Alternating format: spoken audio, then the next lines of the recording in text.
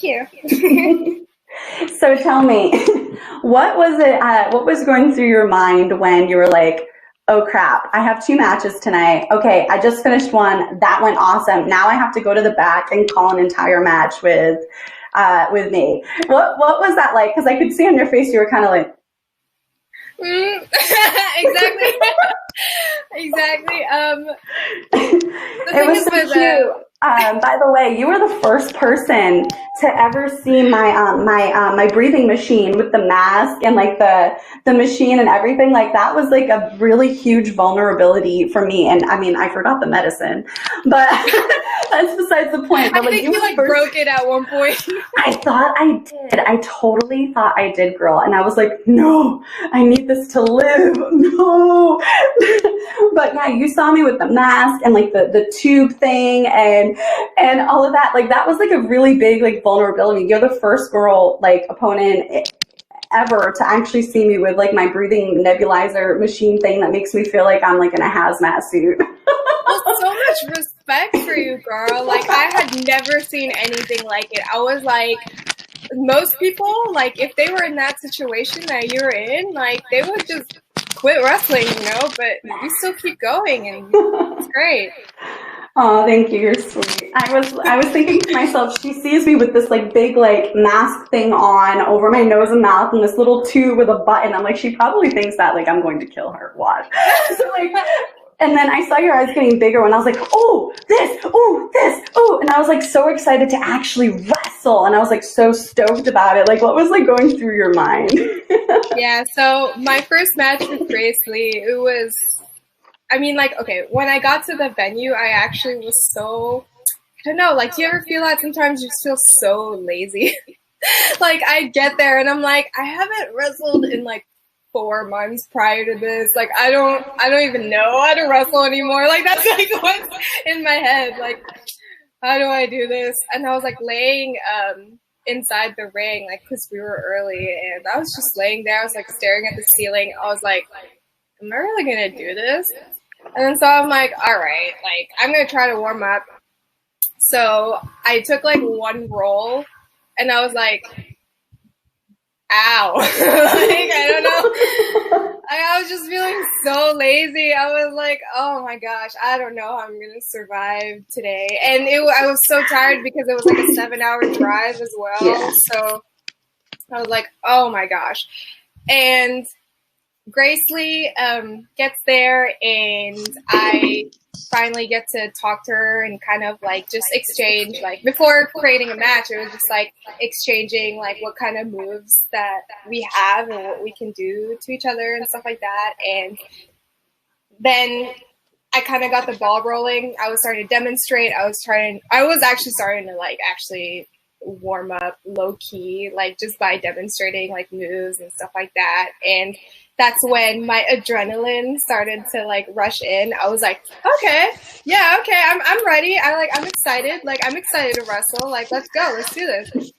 And so we had our match done, like probably 70-80%. We kind of got like the beginning and then the end, and then the in between was kind of like a blur.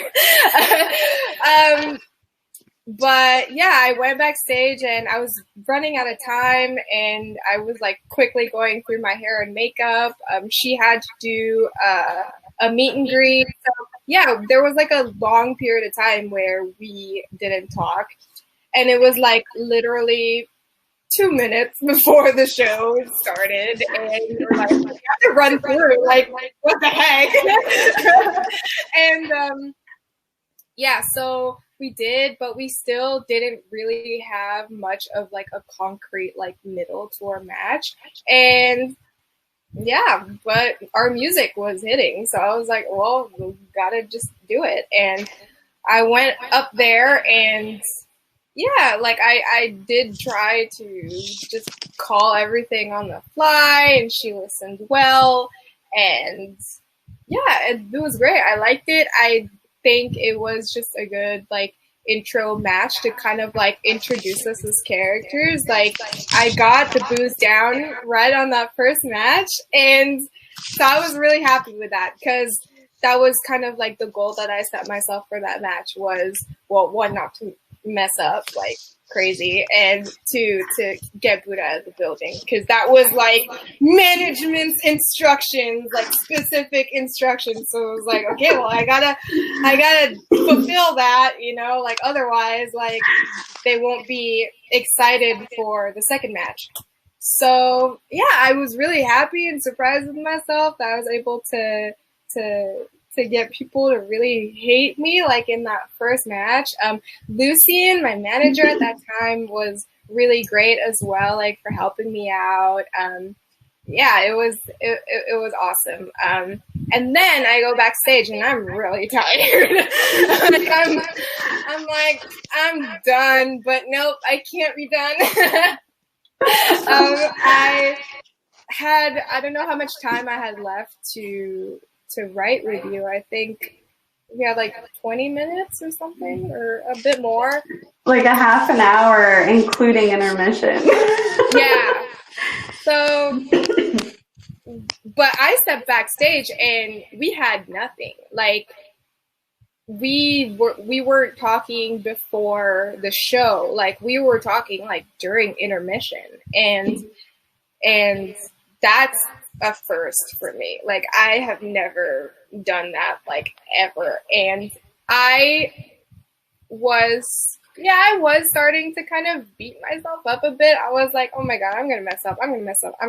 But the closer, like as the time like went on and the closer the match got, I started to gain a bit more confidence. I was like, okay, I know that I'm not the best, like, memorizer. Like, I can't memorize things, like, that quick, but I do know that I'm a good listener. And I know I can listen and execute something once you tell me to. And I would know what to do if you told me. And yeah, you were so great at doing that. Like there were a lot of parts like before our match when we were trying to run through that, like I couldn't get it right. And yeah, so that's when I told you, like, look, like I'm probably not going to memorize this right now, like, you know, move per move, but what I will do is I will listen. And I feel like that's really what saved me in our match. Like, I was listening to everyone around me, like, not just you. Like, I was listening to what the referee was instructing me. I was listening to what Lucien was instructing me. And being able to, like, communicate, you know, like, the whole match, like, as it's happening. Like, I feel like that's what really saved my butt. I think a lot of people don't realize, because, you know, a lot of people, they haven't necessarily had the opportunities we have had to step in the ring and kind of go through the motions and go through all of these things that, if done wrong, could be quite dangerous. I mean, we've been on the receiving end of those. And for me, I had a very old school training. So I had lots of training where, at Ohio Valley Wrestling with Rip Rogers, where we would have to go and do an hour match on the fly. Or we would be put in situations at training where we had to have a match with the stipulation that, oh, sorry, the ropes broke, so now you have to do a whole match on the fly without any ropes. Or, oh, your opponent has a shoulder injury, work around that. Things like that. So doing stuff on the fly and communicating has always been a very big part of my training to be a professional wrestler. So I'll always be like, but really I'm telling my opponent what I want them to do, but it looks like I'm yelling at them. That was so funny. Like the first thing you ever whispered to me, because like it started out kind of like intense and hot, and there was like a lot of trash talking, and then the second you put me on that headlock, you're like, how you doing, sweetie? It's like such a cute voice and stuff, like so reassuring.